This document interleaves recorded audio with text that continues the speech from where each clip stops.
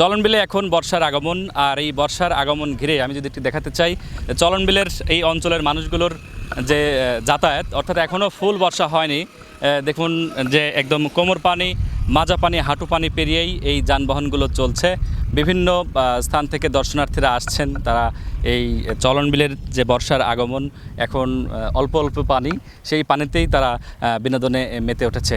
আমি যদি একটু দেখাতে চাই যে বিভিন্ন ধরনের যে মালামাল, অর্থাৎ এই অঞ্চলের যে গাড়িগুলো আছে, অটো গাড়ি, শ্যালো ইঞ্জিন চালিত গাড়ি, সিএনজি, মোটরসাইকেল, তাদের কিন্তু এই বর্ষা মৌসুমে তাদের একদম শেষ ভরসা হচ্ছে এই চলন বিলের যে সাবমার্সিবল সড়ক। এই সড়কটি এখনও পর্যন্ত হাঁটু পানি পর্যন্ত আছে।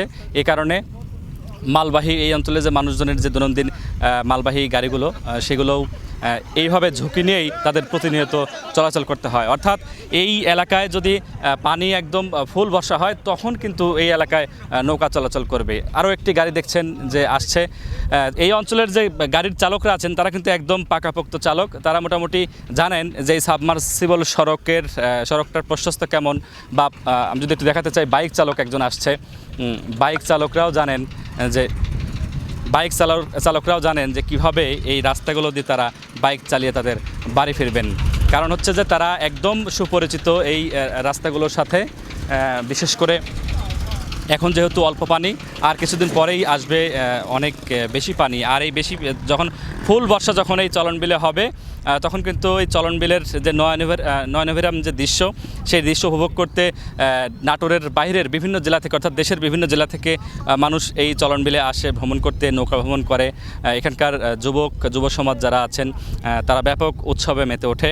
এবং চলন বিলের চিরায়ত যে দৃশ্য, সেই দৃশ্যটি হচ্ছে যে চলন বিলের চারিদিকে পানি, মাঝখানে তিসিখালি ঘাসি দেওয়ানোর যে মাঝার, সেই মাঝারে প্রতি শুক্রবার এই বর্ষা মৌসুমে কিন্তু বিপুল সংখ্যক লোকের আগমন ঘটে।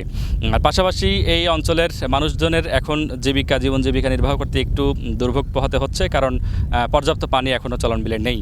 তারা সম্পূর্ণ জায়গাতে, কিছু কিছু জায়গাতে নৌকাও ব্যবহার করতে পারছেন না, আবার স্বাভাবিকভাবে তারা যানবাহন চালিয়ে বা হেঁটে চলাচলও করতে পারছেন না। তবে অল্প সময়ের মধ্যেই ফুল বর্ষা আসবে। এই বর্ষা আসলে চলন বিলের মানুষজন একটু স্বস্তি পাবে বলে আমাদেরকে তারা জানিয়েছেন। এই যে যানবাহনগুলো যাচ্ছে, প্রায় প্রতিটি যানবাহনই কিন্তু এভাবে ঝুঁকিপূর্ণভাবে চলাচল করছে। ভ্যান গাড়ি, অটো গাড়ি, প্রত্যেকটা গাড়ি তাদের মালামাল সহ মানুষজনের যে দৈনন্দিন বাজার ঘাট সহ বিভিন্ন জায়গায় যাতায়াত, দেশের বিভিন্ন প্রান্তে, সেই যাতায়াতের একমাত্র অবলম্বন ফুল বর্ষায় নৌকা। কিন্তু এখন পর্যন্ত সাবমার্সিবল সড়কের বিভিন্ন জায়গায় পানি উঠেছে, পাশাপাশি কিছু জায়গায় এখনও উঁচু আছে। এই কারণেই চলাচল উপযোগী এখনও আছে।